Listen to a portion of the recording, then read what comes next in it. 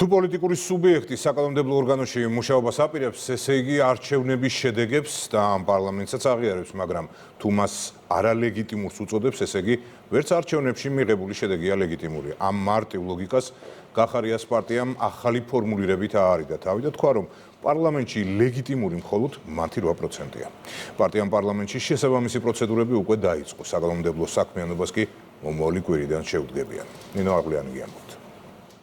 გიორგი გახარიას პარტიამ პარლამენტში შესვლამდე 1 წელი იწვავა, ახლა კი თავს პოლიტიკური აბსურდით იმართლებს. ლეგიტიმაციას არ ვანიჭებთ პარლამენტს, მაგრამ პარლამენტში შევდივართ. ეს შალვა პაპუაშვილის კაბინეტიდან გამოსულმა შალვა კერესელიძემ თქვა, რომელიც პარტიამ დღეს საკანონმდებლო ორგანოში ტექნიკური საკითხების მოსაგვარებლად გაუშვა. ის 12-დან ერთ-ერთია, ვინც ბერლინში გაქცეული ლიდერის ხმა პარლამენტში იქნება. ლეგიტიმურია ახლა ეს პარლამენტი?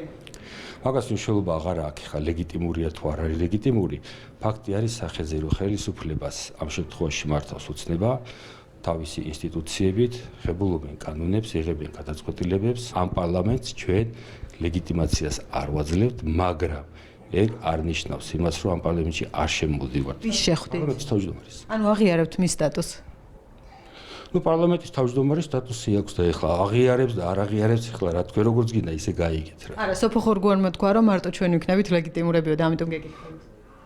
კერესელიძის უხერხული მდგომარეობის სიმძიმე თანაგუნდელის თავის მართლებამ კიდევ უფრო დაამძიმა. პარლამენტში შესვლის სურვილმა სოფო ხორგუანი საკუთარ ლოგიკაში დაკარგა. 8%-ია ლეგიტიმური, დანარჩენი არა. ეთქვით ახლა რატომ?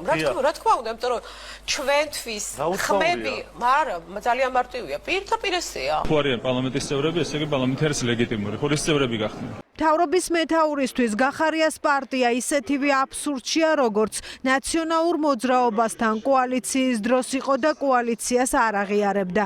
ირაკლი კობახიძისთვის ამ პარტიამ ფასი და წონა დიდი ხნის წინ დაკარგა. მისთვის პოლიტიკური შატალოდან დაბრუნებულები მხოლოდ უცხო ქვეყნის ინტერესების გამტარებლები არიან. ესეც მეტყოლებს ევროპულ ბიუროკრატიაში და ზოგადად deep state-ში არსებულ რთულ მდგომარეობაზე. ხან ასეთ გადაწყვეტილებას იღებენ, ხან ისეთ გადაწყვეტილებას მიიღებენ.